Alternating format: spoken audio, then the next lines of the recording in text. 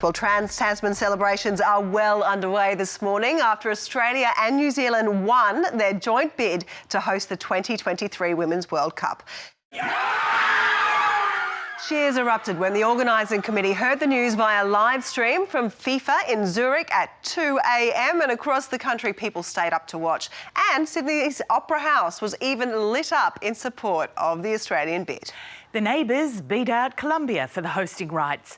After Brazil and Japan withdrew from the race in recent days, it will be a huge boost for the game locally. Last year's Women's World Cup was watched by a global audience of more than 1 billion people. Well, PK is standing by and Jessie Dorset is in Sydney. Jessie, I'm going to start with you. How did it all unfold during the evening? Lisa, there'll be some weary eyes this morning because the decision was revealed at 2 o'clock our time, and I know there was a lot of football fans that stayed up to watch it. For those waking to the news, isn't it just incredible, hey? Let's all hope we can travel by 2023 because our bid with New Zealand was competing against Colombia after Brazil and Japan pulled out in the last few days.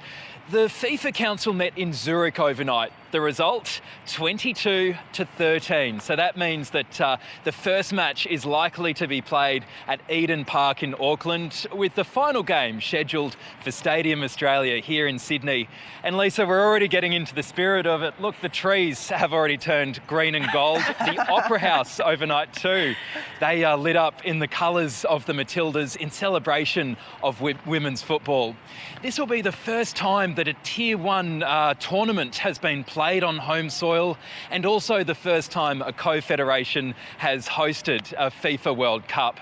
Scott Morrison says it'll be the biggest and the best Women's World Cup ever staged. And he says it'll be a huge boost for the footballing and sporting industries as we recover from COVID-19. It undoubtedly will be the biggest and best, we can certainly say that. PK, it also is a huge boost for the game of soccer in this country. Yes, Madeline, that's for sure. It's, soccer, as we call it in this country, has got a bigger participation than any other sport. But it's a real fillip for the FFA, and it's an opportunity to use this as a centrepiece to generate more youngsters to come through the ranks, particularly into the W League. So there are so many opportunities here, and it's a great reward for this Matildas team, which has elevated the sport to new heights in the last 10 years. Youngsters like Sam Kerr, who's now 26, she'll be almost 30 by the time it comes around, and some other young stars as well. Ali Carpenter, about to take the world by storm, and yes, they've got so much to offer, and it's a great reward for this team. They even knocked back a trip to the United States to play against the world's best at one stage, a tour that others might have jumped on because they were fighting for better pay. So they've been great role models. They've done so much for the sport already. They'll keep doing that, but there's a great reward for them now in 2023. And not to mention the example they've been setting by producing great Indigenous stars too. And we'll be joined by Lydia Williams at 20 past the hour to talk about how she might be looking at this wonderful opportunity. Lydia, thanks for joining us once again on News Breakfast.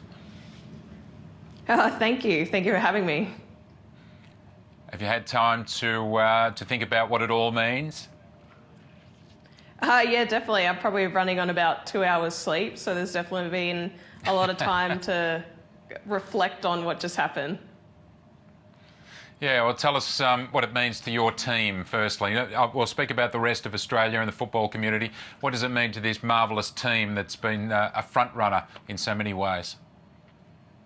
Yeah, it's definitely been a long road. Just talking to the bid team, it's been, a work in progress for over 4 years.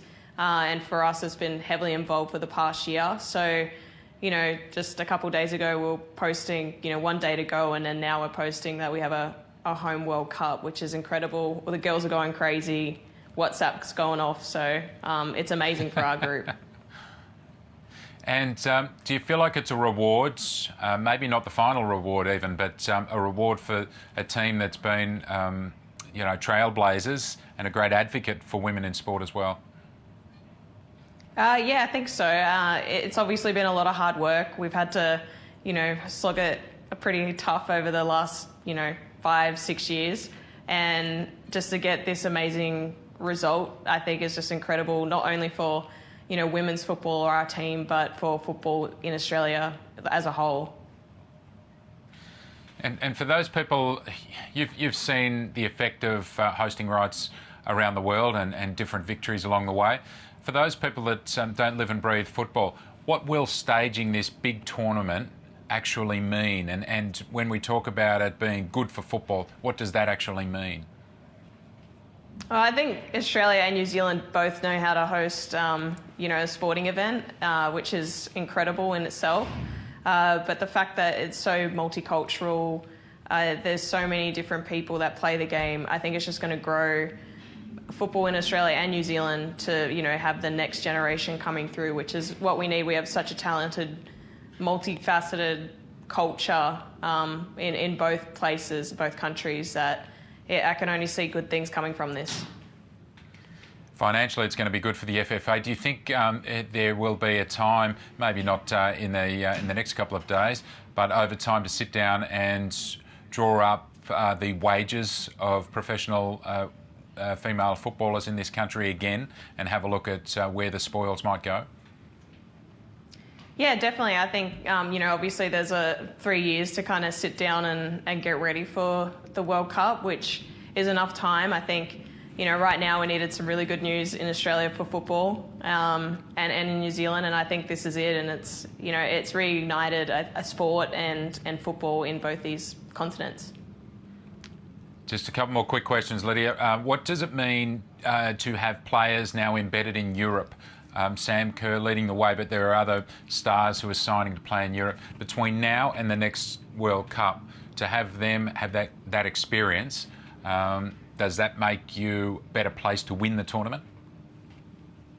Yeah, I think so. I think, Europe proved the last World Cup that they're a real powerhouse in women's football. So the more of our players for the national team that can go over and, be exposed to the best players in the world from different countries, I think is only going to better us.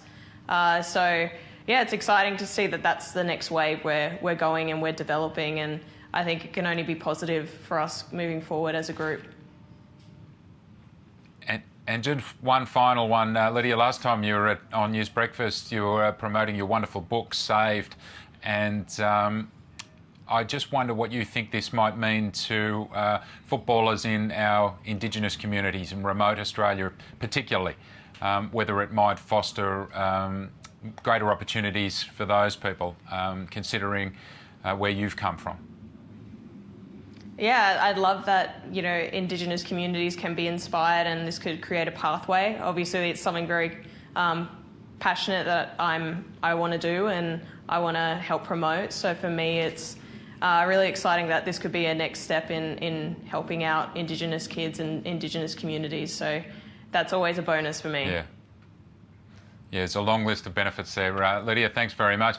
I'm not going to ask you about your place in the World Cup. You're going to have to fight for it over the next few years, and that's what's going to make Australia even better. So good luck with the path ahead.